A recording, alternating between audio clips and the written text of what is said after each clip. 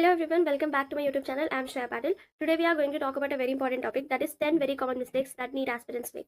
So let's start. First one being the very basic one, that is ignoring NCERT basics. You all know how much important NCERT is for biology, but it is equally important for physics and also chemistry.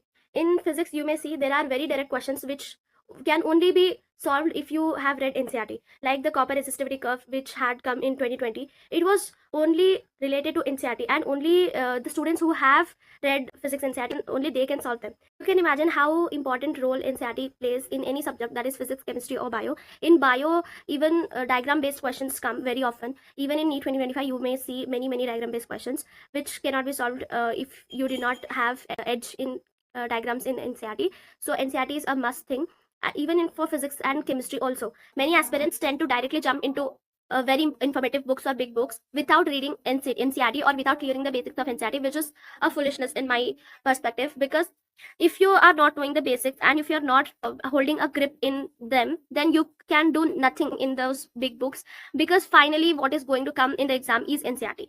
There may be some two or three questions which may seem out of NCERT a little bit. Finally, they are also connected to NCERT only. All the questions maximum are coming from NCERT only. So please first master NCERT. Then if you have time, only if you have time, go to big books. It is not even compulsory that you need to refer to some other book in biology. Only for MCQs you may search for some books, but majority only NCERT you need to follow. And the second mistake being not studying with a plan.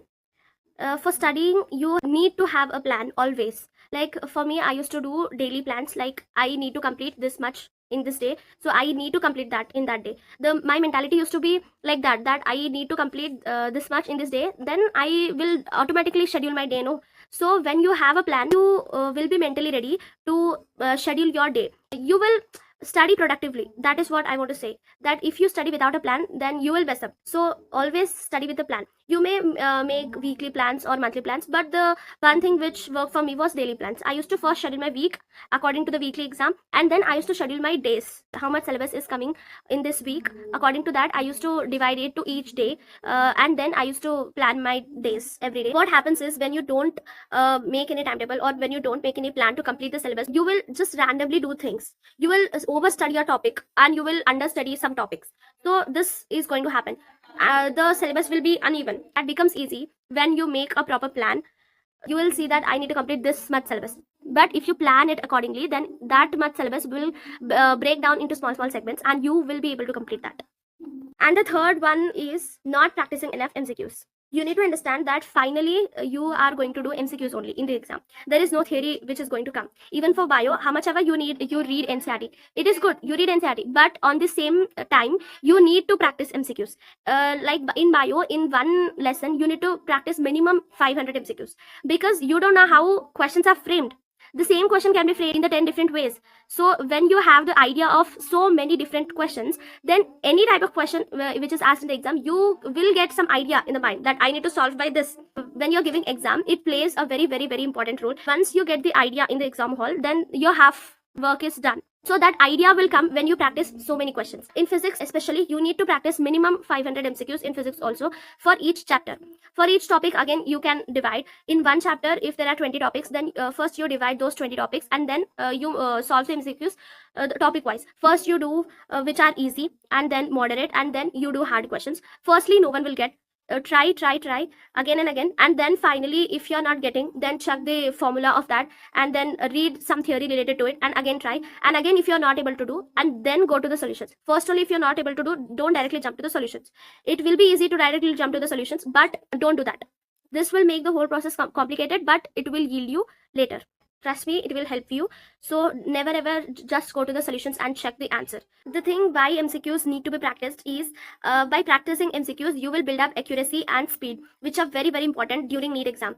NEET asks you how much accurate you are, because all the 4 options are bound to be similar, but you need to find the most accurate one. That feature or quality you build up after practicing a number of MCQs. It may feel hard. It is easy to read theory. It is difficult to practice MCQs, but you need to do it. A fourth common mistake which almost people do, that is not giving importance to revision. You will not understand it when you are studying in first year or second year first half. You will understand it when you will have to revise the 2 year syllabus. Revision is like brushing up the memory. When you read something and you don't revise it for the long period of time, then your mind tends to forget it. So to make it last in your memory for a long time, you need to revise. The revision technique which I used was 247. That is, first when you read, after 2 days you have to read that topic, and then after 4 days you have to read that topic, and then after 1 week, that is 7 days, you have to read the topic. When you do this whole process, then your mind is bound to understand that this is an important thing and I need to remember it. So subconsciously that topic you will remember. When you read it after even 15 days also, you will have that memory in your mind. But when you read it and then you reread it after 15 days, then you'll not remember anything, literally anything. So revision plays a very, very important thing. You will study once and you will think that I'll remember everything in May is just a myth. You will not remember anything if you are not revising it frequently. So the spaced revisions are very, very important. Without spaced revisions, even strong topics tend to become very weak. And the fifth very common problem is underestimating physics. I know physics is hard, it is a nightmare for many people, but you need to do. Ultimately it is coming in the NEET exam, you have to do. By underestimating, you will just procrastinate, but nothing is going to happen. If you do it later, you will not remember it more efficiently, right? You need to understand the topics of physics. Like, physics is not a simple subject. Physics is complicated. You need to read it, understand it, and then memorize it. Understanding in physics is very, very important thing. You can't just read the formula and go. You will need to understand the topics. Like, as you saw in NEET 2025, if you had read only formulas and then went to the exam, then you'll not do anything in the paper. It was like that NEET 2025, as you saw. So that's why understanding the concepts in physics is very, very important. First, you need to understand the topics. Go behind understanding topics in physics. It will help you in the long run. Physics is very easy when you understand it. It is very, very hard when you are just mugging it up. So the choice is yours. You will mug it up or you will understand the topics. Thinking that you will do physics later is a very, very, very dangerous game. You need to do physics right from the first day. Only then you can excel in the physics. The confidence booster is physics. So you need to excel in physics. This is a must thing. You can't procrastinate.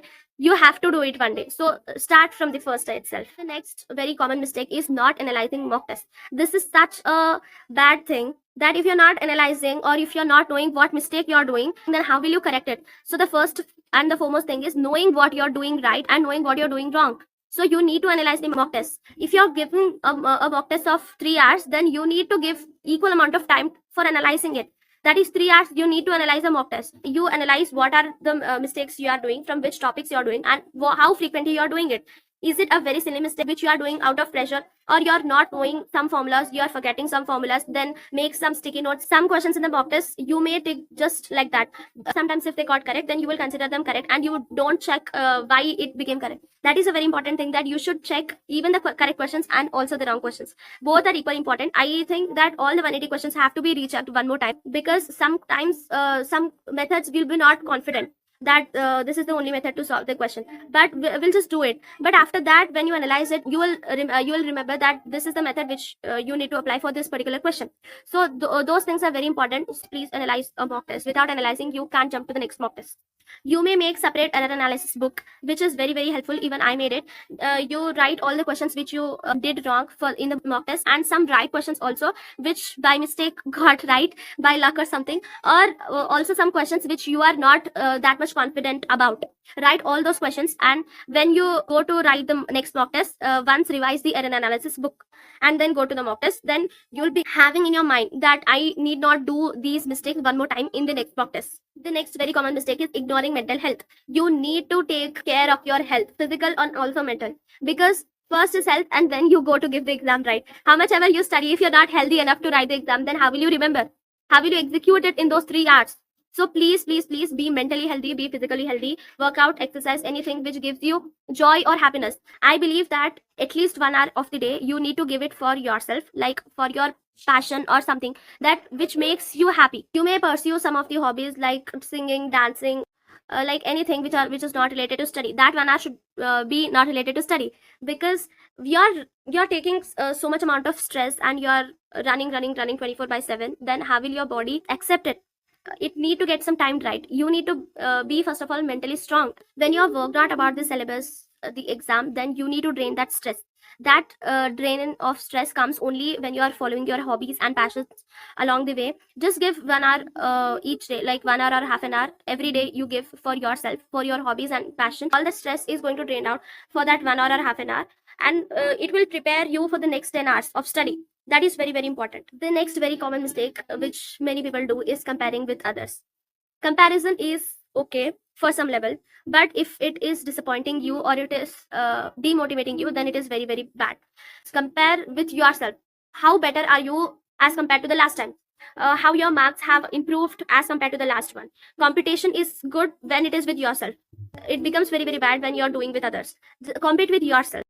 And another common mistake which many people do is they refer to many books. Like they collect 5 to 6 books for just one subject and pile up all the things, and at the end of the day they have to remember many things. But instead of that, just stick to one book and go into deep of that only one book and read that one book thoroughly multiple times. It will help you to brush your memory very frequently, and then you will remember more things. Which this is actually a very efficient method. Just don't go to many books. Just stick to one book and read it thoroughly. Like for bio, it is only and only NCERT. Just read NCERT as many as times as possible. Just read only NCERT. Don't go to any other books. Only go to other books for MCQs. That too only 1 or 2 books. And the last very common mistake is not solving previous year questions. You know, in NEET, like 50% of the questions will come from the same topics which they have asked in the previous year. So please solve the previous year questions. Don't mug them, but just see from which topics majority questions are asked. Previous year NEET questions and also previous year JEE questions. Even sometimes previous year JEE questions will be repeated in NEET. So you need to practice previous year JEE questions and also NEET questions. NEET all year previous year questions you practice. JEE, you don't need to practice all the questions, but only 4 to 5 years you may practice. They are relevant. So if you're preparing for NEET, then please avoid these mistakes, especially these mistakes. There are many other things, but I try to cover maximum of them. It costs very much. It costs me maximum marks. So please don't ignore these mistakes. Please avoid them as much as possible. So thank you for watching this video. I hope this was helpful. Please comment if you think that some other topics need to be addressed. I'll definitely do that. Thank you for watching the video. Please don't forget to like, share, and subscribe.